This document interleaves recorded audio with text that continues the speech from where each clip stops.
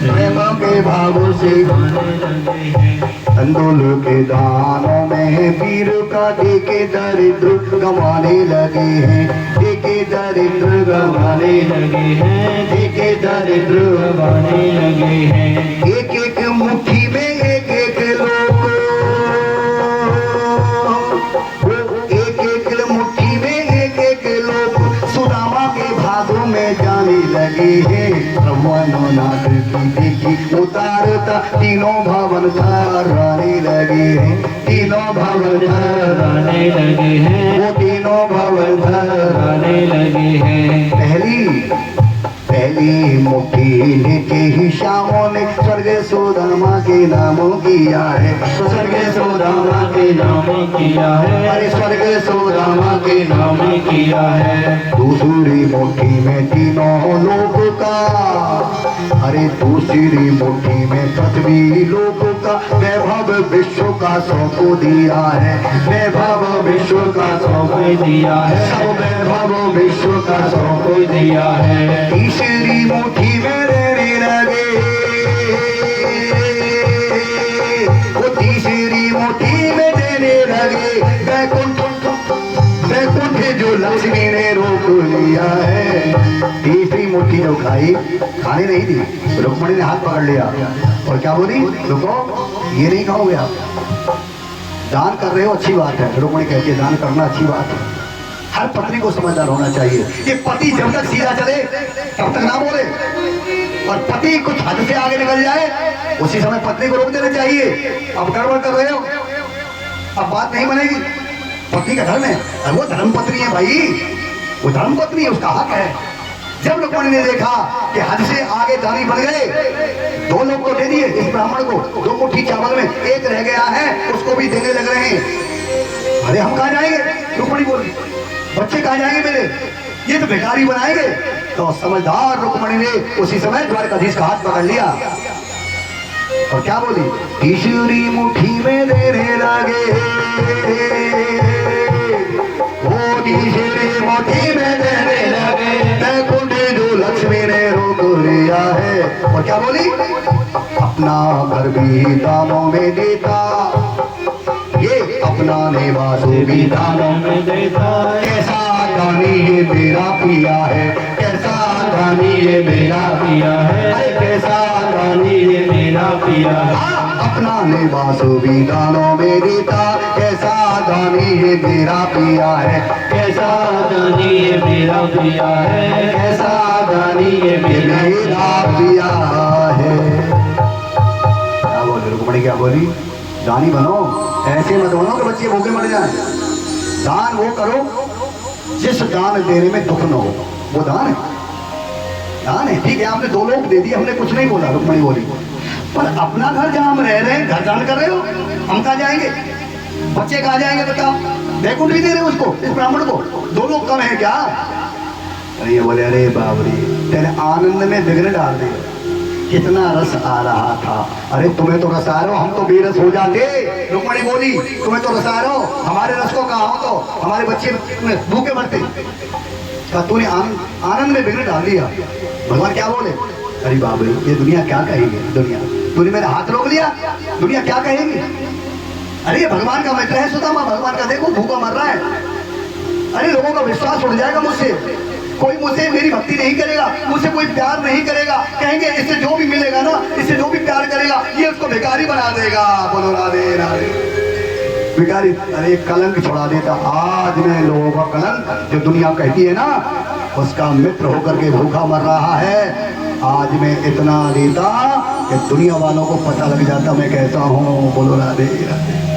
पर तूने ना जो कमी रह गई, थोड़ी जो कमी रख दी, जो मैं देने वाला था वो नहीं देने दे रही है। घर मत दो अपना, हम कहाँ जाएंगे, जरा विचार करो। खाना बोले जो दान देता है ना वो सोच लेता है, पहले जो दान देता है सोच के देता। मैंने देख लिया था, सब इंतजाम कर लिया था। क्या मैंने विचार किया, 3 लोग दे देता हूँ ब्राह्मण को, अपना घर भी दे देता हूँ, और तुम्हारा इंतजाम मैंने कर दिया था। पत्नियों से बोले, रुक्मणी से क्या कर दिया था, घर दे करके इंतजाम कर दिया। हाँ, ये ब्राह्मण 3 लोग का राजा हो जाता और मैं क्या करता, तुम सब 16,108 रानियों को लेकर, बाल बच्चों को लेकर इस ब्राह्मण के राज में चली जाती, इसके महलों में, और तुम बर्तन मांजती, तुम वहां बर्तन मांजती और हमारे बच्चे पानी भर के लाते, और मैं भी इस ब्राह्मण राजा के चरण दबाता। ये मैंने पहले ही सोच लिया था। अरे रुक्मणी बोली, हाय ये क्या सोच रहे थे, पानी भरवाते बर्तन मजवाते, अच्छा हुआ भगवान हाथ पकड़ लिया। रुक्मणी बोली, बच गए। हाँ, ये क्या बनाने वाले थे हमको ब्राह्मण के यहाँ नौकरानी। अरे बड़े भाग से ब्राह्मण की सेवा मिलती है बाबरी, सब वहां सेवा करते इसके महल में, हम धन्य हो जाते, पर तूने एक लोग रख लिया, 2 ही देने दिए। अच्छा कथा बहुत लंबी है। यहाँ रुक्मणी ने थोड़ा सा हद से ज्यादा बोल गए ब्राह्मणों के लिए, बुराई कर दी बहुत ज्यादा। बोले देखो ये ब्राह्मणों से बच के रहो, ये छड़िया होते हैं।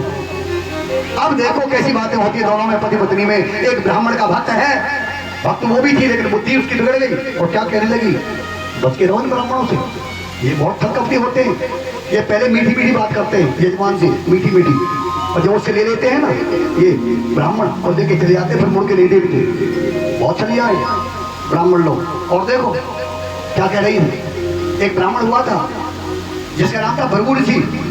वो ऐसा हुआ कि विष्णु भगवान का कोई दोष नहीं था, और क्षीर सागर में चला गया और विष्णु की छाती पे लात मार दी, जाकर सोते हुए विष्णु पे लात मार दी इस ब्राह्मण ने। जो है आपको नहीं पता ये कितने छलिया, तुमने तो लात खाई थी वहां इनकी। और क्या बोली, औरों की तो छोड़ो, रुक्मणी बोली औरों की तो छोड़ो, तुमने जब वामन भगवान का रूप ले लिया, वामन भगवान का, तो तुमने कौन सी अच्छी भलाई करी। तुमने राजा बलि से कहा मुझे 3 पग धरती चाहिए, इतनी बड़ी, इतने पांव थे आपके। जब संकल्प कर दिया तो तुम बन गए विराट भगवान, और तुमने 2 चरण में ही उस बलि के 3 लोक ले लिए, छल करके आगे, वो भी तुमने भिखारी बना दिया। तुम कौन से कम ब्राह्मण बन के तुमने भी छल किया।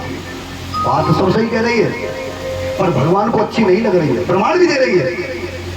ये देखो ना, है ना, तुमने वामन भगवान के बन के छल किया राजा बलि से, हैं, कहा थोड़ी सी धरती लूंगा, 3 लोग ले लिए तुमने उससे, उसको पाताल में भेज दिया। जब बहुत बुराई की तब भगवान बोले, देख मेरे मुंह पर कोई ब्राह्मणों की बुराई करता है, मुझे अच्छा नहीं लगता। नमो ब्राह्मण देवाय गौ ब्राह्मण हिताय जगत हिताय कृष्णाय गोविंदाय नमो नमः। ब्राह्मण गौ मेरे पूजनीय हैं, इनको कोई कुछ कहेगा मैं सहन नहीं करता। फिर अच्छा नहीं कर रही हो, जिन ब्राह्मणों की बुराई कर रही हो ना, जरा बुद्धि से सोच। जन्म लेगा कोई दुनिया में तो ब्राह्मण चाहिए, 16 संस्कार हैं इस सृष्टि के अंदर। सनातन धर्म, हिंदू धर्म में ब्राह्मण कराता है वो सब। जन्म होगा तो ब्राह्मण चाहिए, थोड़ा बड़ा होगा कान छेदेंगे, अनुच्छेदन होगा तो ब्राह्मण चाहिए, मंडन संस्कार होगा तो ब्राह्मण चाहिए, जब 16 संस्कार हो, फिर विवाह आएगा तो ब्राह्मण चाहिए। उस समय वो जो अंत में दुनिया से जाएगा तब भी ब्राह्मण चाहिए। आया तब ब्राह्मण, हो जाएगा तब ब्राह्मण, बीच के जितने संस्कार है ब्राह्मण ही तो पढ़ाता है। बुराई कर रही है। और देख आज जो इतनी बोल रही है तो इतनी, ये भी ब्राह्मणों की कृपा है। बताया याद दिलाया उस दिन को याद कर, जब तेरा विवाह शिशुपाल से हो रहा था, शिशुपाल से, तो तेने चिट्ठी लिखी, किसको दी थी चिट्ठी? यही ब्राह्मणों को दी थी। बस इनके पांव पकड़ ले। अगर वो चिट्ठी लेकर ब्राह्मण मेरे पास ना आते, तेरी जो रो के लिखी थी तूने, हे द्वारकाधीश मुझे ले जाओ, मैं शिशुपाल के हाथ दुष्टियां चली जाऊंगी। इन ब्राह्मणों ने तुझे बचा लिया, ये चिट्ठी मुझे दे दी और मैं तुझे लेने पहुंच गया, और तुझे मैंने शिशुपाल के घर नहीं जाने दिया और तुझे पटरानी बना लिया। ये ब्राह्मणों की कृपा है, याद कर ले। जब कोने को याद आया, हार मान गई। बिल्कुल बिल्कुल स्वामी, इन ब्राह्मणों ने पटरानी बनाई हूँ, अब मैं इनकी बुराई करके गलती नहीं करूंगा। ब्राह्मणों ने पटरानी बनाई है, चिट्ठी ब्राह्मणों ने दी थी। रुक्मणी बड़ा प्रेम, सेवा की सुदामा की बहुत, भगवान ने जो देना था दे दिया। सुदामा को नहीं पता, भगवान कह के थोड़ी देते किसी को, भगवान कह के नहीं देता, वो अपनी इच्छा से देता है। क्योंकि भगवान जब किसी को देने पे आता है तो देता है छप्पड़, क्या करके छप्पड़। जोर से बोल दो, लगता है तुम्हें छप्पड़ फाड़ के नहीं चाहिए, ये तो जोर से बोलो। जब देता है तो छप्पड़ अब देगा, तो तुमने बोल दिया, नहीं बोलते तो नहीं देता। लेकिन दोनों काम करता है वो। जब देता है छप्पड़ फाड़ के और तुम कोई गलत रास्ते में चले जाओ तो देता है थप्पड़। काम करोगे, बुरा काम करोगे तो देर नहीं लगी देते हुए। जैसे दिया था थप्पड़ मार के 1 सेकंड में ले लेगा, 1 क्षण में ले लेगा तुमसे, पता ना लगेगा कब ले लिया। हाँ, सोच के समझ के उससे दोस्ती करना। हाँ, बड़ा खतरनाक है वो। बोलो राधे राधे, जोर दे बोलो। हाँ, दोस्ती आसान नहीं है उसकी, नहीं दुनिया दोस्ती कर ले उससे। पहले वो भिखारी बनाता है, देखता है पहले पक्का है कि नहीं है, परीक्षा लेता है पहले पूरी, और परीक्षा में पास हो गए तो मालो माल हो गए। बोलो राधे राधे। सुदामा मालो माल कर दिया। क्या दे दिया सुदामा को?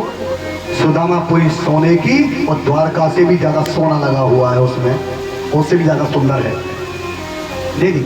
सुदामा पता नहीं, सुदामा कई दिन रहे, बोले भैया जाऊं, बोले और रह लो, नहीं नहीं जाएंगे, देख तेरी भाभी अकेली है, बच्चे अकेले।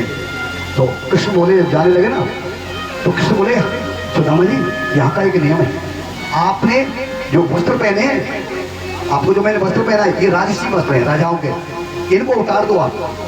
आपकी धोती है ना वो रखी है टूटी पे, धोती ले लो, माला ले लो, आपका सामान है आप ले लो। सुदामा बोले हैं टीका करो, मैंने सोची कपड़ा तो मिल गए, बोलो राधे राधे, वस्त्र तो मिल गए कम से कम, वस्त्र भी तो रहा है कि राज के हैं, वो ले भैया अपने ले, वस्त्र भी ले ले, अपनी धोती पहले ही फटी हुई, अपना सामान ले लिया। सुदामा को क्रोध बड़ा आया, लेकिन बोला मित्र है क्या श्राप दूं, इतने दिन रहा पर इसने कभी मुझसे ये नहीं कहा कि कुछ चाहिए क्या।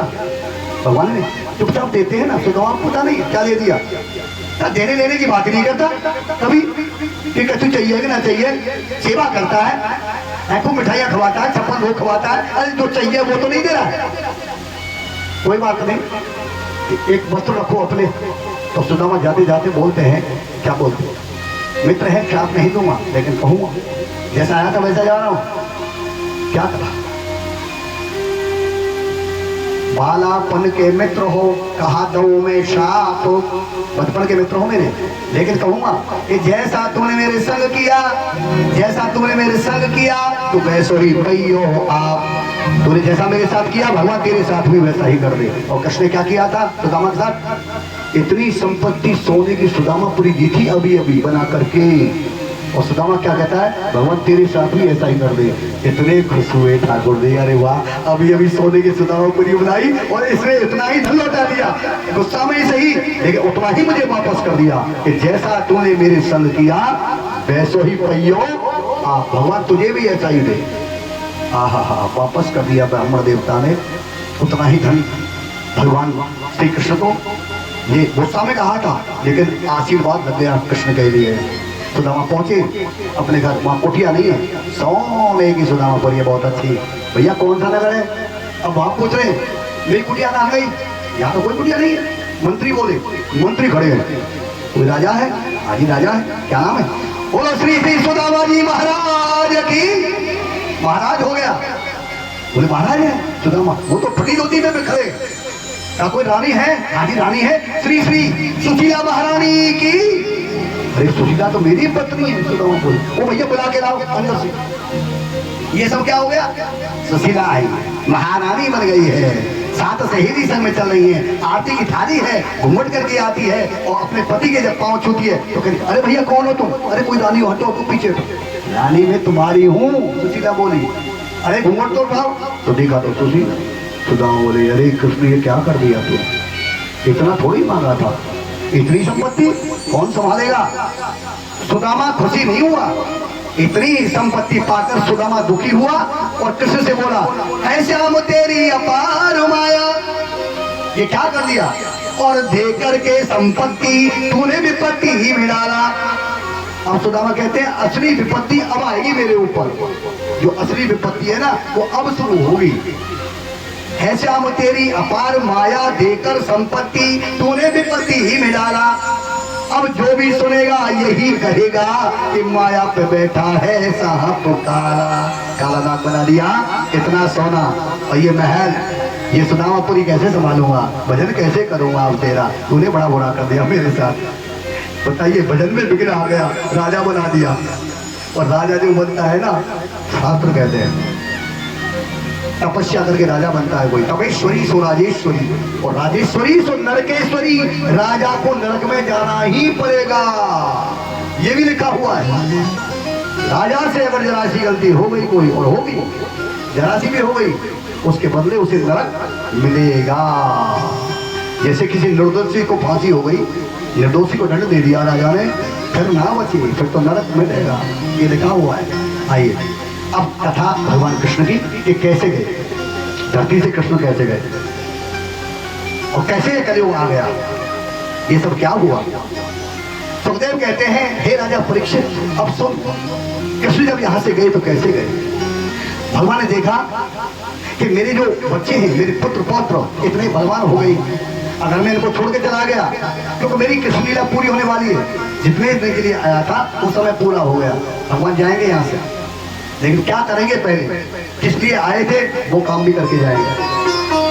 भगवान के पुत्र पौत्र इतने बलवान हो गए, उनके वंशज 56 करोड़ यादव बलिशाली हो गए, उन्हीं के बेटे, उन्हीं के पुत्र, उन्हीं के पौत्र परपौत्र। अरे इतना बड़ा कुनबा कृष्ण का हो गया भैया। कृष्ण बोले अभी तो मैंने रोक रखा है इनको, क्योंकि मैं हूं तो रुके हुए हैं। जिस दिन में चला गया और ये रह गए मेरे पीछे, तो ये दुनिया को जीने नहीं देंगे, और ये लुटेरे डाकू सबको मार देंगे, दुनिया को ये बड़ा अत्याचार करेंगे ये लोग। इसलिए मैं पहले इनको मरवाता हूँ, यानी अपने बच्चों को, अपने पुत्रों को, अपने पौत्रों को। उनका कोई ना कोई बच्चा है, ना कोई पत्नी है, उनका कोई कुछ नहीं लगता है।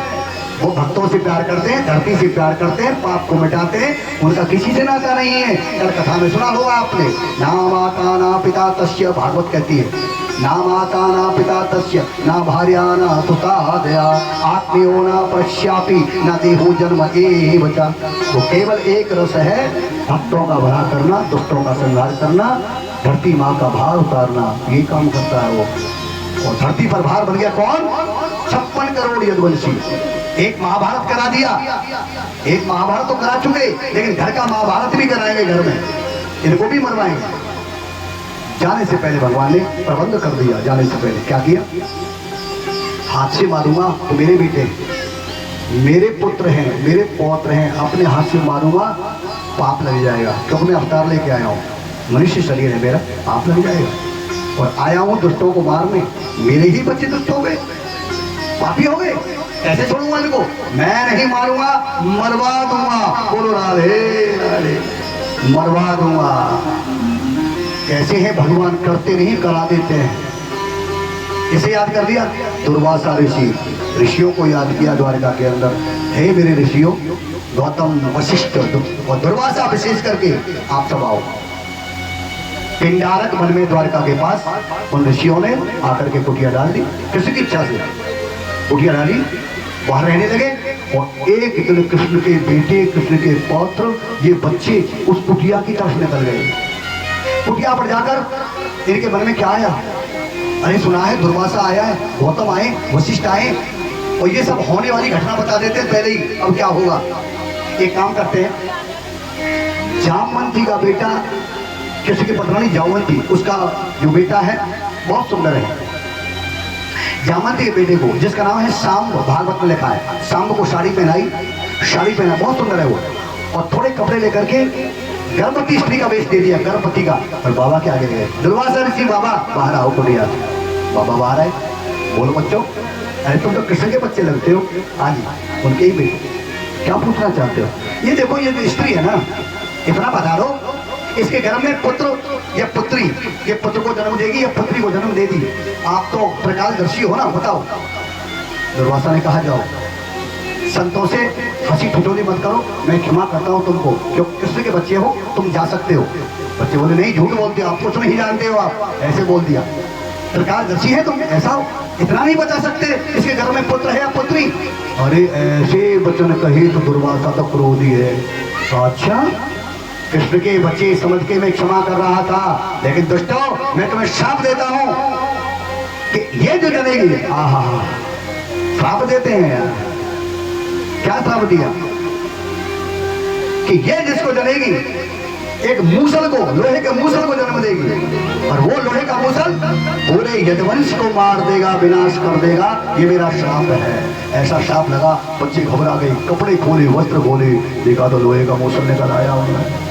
वो डरने लगे मूसल से कि सबको मार देगा, लेकर के गए, द्वारका में भागे और कहा जा करके, भागवत में तो लिखा है कि उन्होंने महाराज उग्रसेन से जाके कहा, डर के मारे पिताजी से नहीं कहा, तो ब्राह्मण का अपराध किया है। उग्रसेन ने कहा एक काम करो, ये लोहे का मूसल, इसका चूड़ा बनाओ लोहार से और सागर में जाके फेंक दो। चूड़ा बनवाया मूसल का, कुछ मोटे टुकड़े भी थे, सागर में जाके फेंक दिया। वहां क्या हुआ, एक लोहे के टुकड़े को तो एक मछली निकल गई, बाकी जो चूड़ा बनाया था वो समुद्र के किनारे किनारे आ गया, जम गया और हरी घास के रूप में खड़ा हो गया। मछली जिसको खा रही थी वो एक शिकारी मछली वाला जो मछली पकड़ता था तो पकड़ के ले गया, उसमें वो लोहे का जो मूसल का टुकड़ा था निकला। उस जरा ने, उस शिकारी ने उसका बाण बना लिया, अपने पास रख लिया, क्योंकि लोहा अजीब था, अनोखा लोहा था। भगवान कृष्ण बोले अब मेरा काम हो गया, शाप लग गया, कोई नहीं बचेगा और आज से तीसरे दिन द्वारका समुद्र में डूब जाएगी। भगवान कहते हैं मेरा जाने का समय आया। कृष्ण कहते हैं उससे पहले क्या किया श्री कृष्ण ने, अपने सारथी को, कृष्ण का जो रथ चलाता था उसका नाम था दारुक, दारुक तुम यहाँ आओ, दारुक को बुलाया, कहो प्रभु क्या क्या, दारुक ये काम करना, मेरी जाने का समय आ गया, पहले मैं अपने वंशजों को भेजूंगा, सबको ये सब विदा करूंगा और ये जब चले जाएंगे उसके बाद मेरा समय आएगा जाने का।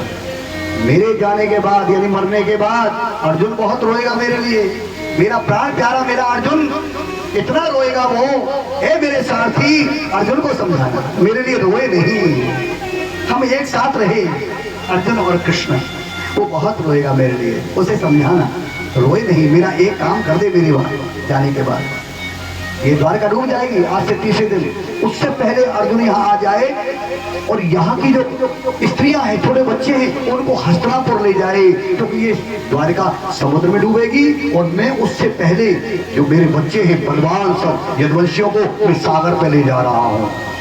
दारुण ने कहा महाराज मैं ऐसा ही करूंगा। बस भगवान ने बच्चों से कहा एक काम करो, चलो सागर स्नान करेंगे, अपने अपने शस्त्र ले लो, रथ घोड़े हाथी ले लो, भैया सारे यदुवंशियों को कृष्ण बलराम और समुद्र के किनारे ले गए, प्रभास क्षेत्र में जाकर के।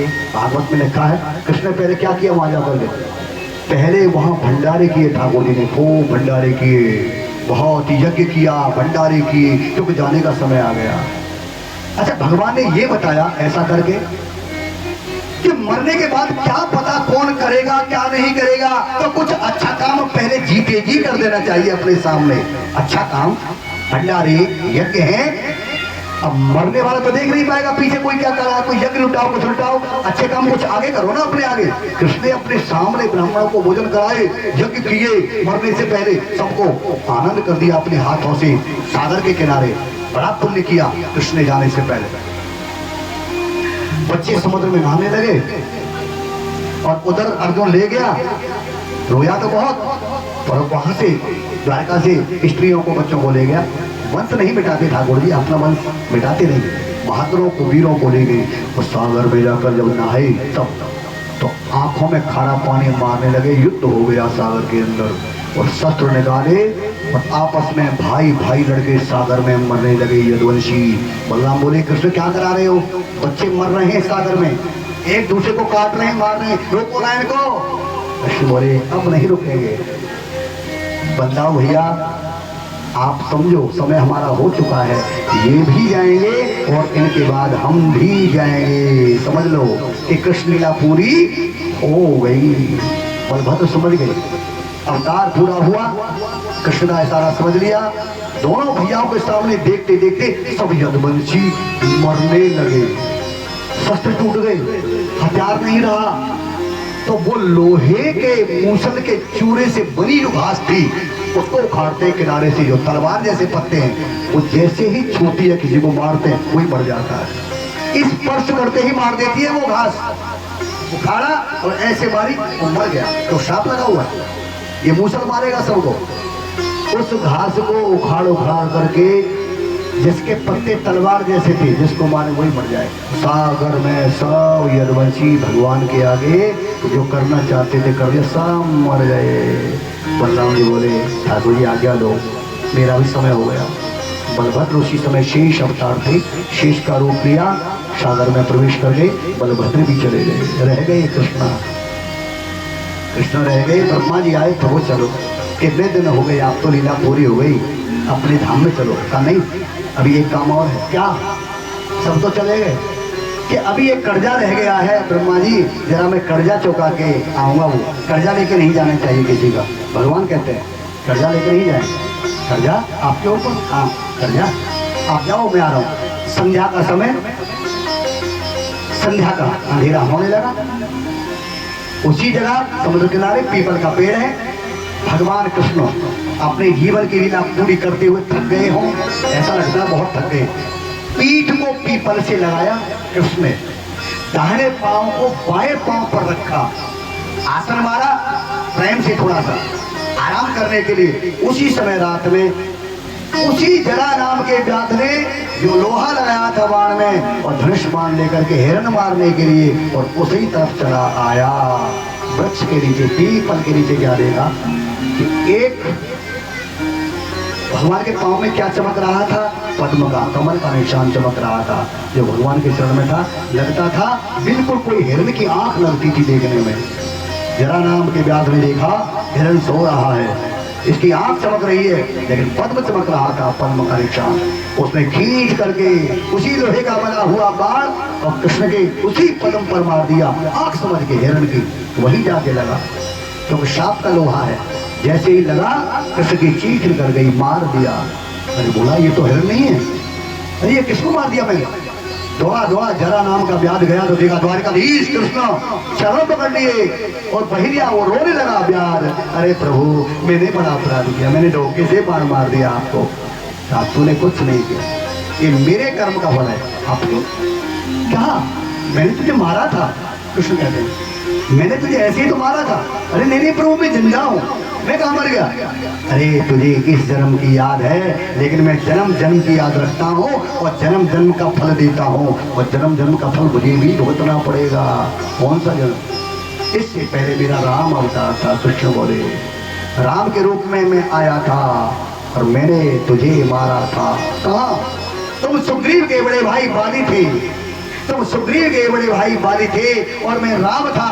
मैंने अपने मित्र सुग्रीव के लिए बिना अपराध और मैंने तुमको पेड़ की आड़ में छुपकर तुम्हें बाण मार दिया, मैंने तुमको मार दिया क्योंकि मेरा तुमने कोई अपराध नहीं किया था।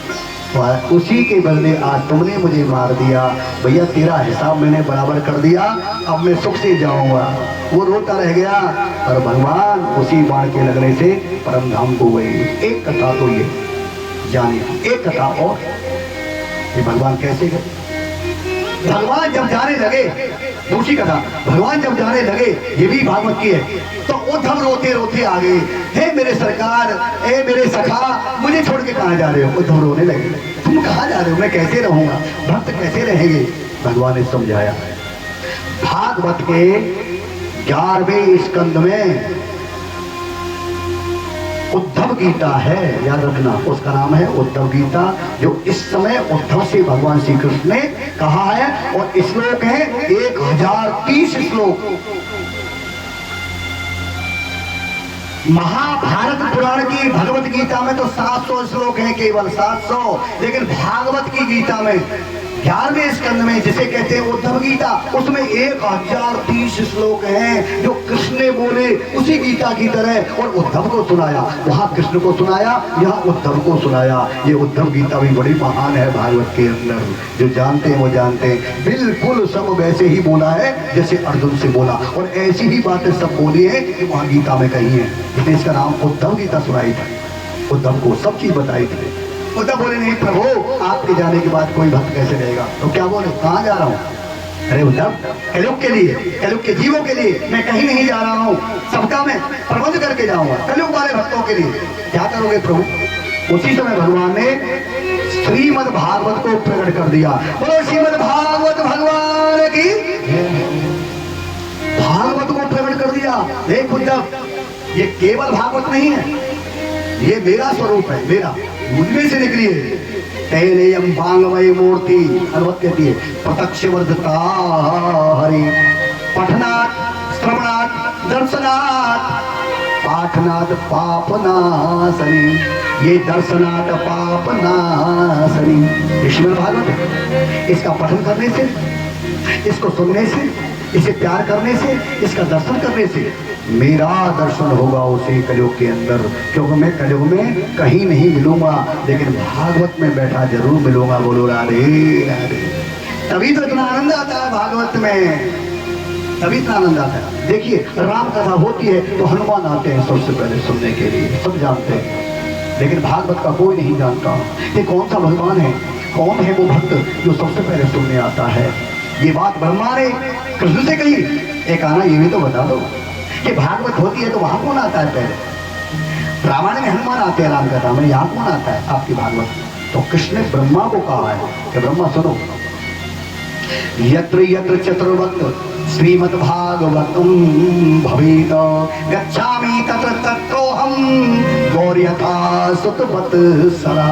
जहां भी भागवत होती है ब्रह्मा, सबसे पहला श्रोता मैं हूँ। गोपाल जी कहते हैं मैं जाऊंगा, मैं जाके बैठूंगा, दुनिया वाले आओ चाहे मत आओ, लेकिन मैं सुनने में इतना प्यार करता हूँ अपनी भागवत से, जैसे गौ माता अपने बछड़े से प्यार करती है। कृष्ण ने कहा मैं भागवत की गौ हूँ, गौ, और भागवत मेरा बछड़ा है, ढूंढता रहता हूँ कहाँ हो रही है, कहाँ हो रही है, मैं सुनने जाऊंगा। कृष्ण जाते हैं, दौड़ते रहते हैं भागवत के लिए, और दुनिया वाले जो आदमी है ना, हे भगवान, याते तुम कहोगे तो भी नहीं आवे वो, तुम कहोगे ना चलो बैठे बैठे काम कर रहे हो भागवत सुन लो, उसकी खोपड़ी पहले ही खराब है, और तुमने भागवत की ओर कह दी तो क्या कहेगा, मरने की फुर्सत नहीं है तो भागवत की पढ़ रही है? हमारे काम घर के ना है रे, भागवत की कहाँ चले। ये कलयुग का जीव बहुत कुछ कह सकता है आपसे, नहीं समझ सकता। तो भगवान कृष्ण जो है कर्जा चुका के गए हैं। ये कथा जब सुनाई है तो देखिए मालिक ऐसे हैं मेरे प्रभु, मेरे मालिक के दरबार में माँ सब लोगों का खाता, मेरे मालिक के दरबार में माँ सब लोगों का खाता। अरे